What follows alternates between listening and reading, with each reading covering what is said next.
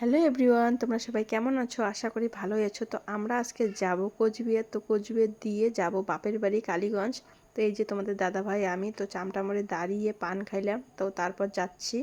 তো দুর্গাপুজো তো চলেই আসলো, তো কোচবিহারে একটু কেনাকাটা করে চলে যাব বাড়ি।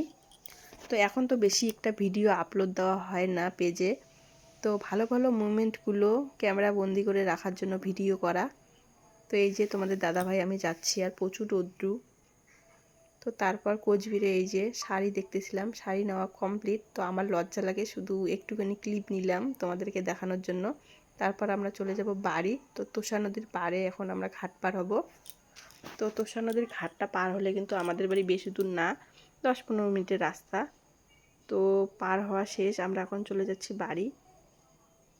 তো দুইজনে ভিডিও করতে করতে গল্প করতে করতে যাচ্ছি। তো গিয়ে দেখি অনেক আত্মীয় আসে, বোনরা দিদিরা, তো আমাদের জন্যই ওয়েট করতেছিল। তো সবাই মিলে অনেক গল্প করতেছি, মজা করতেছি।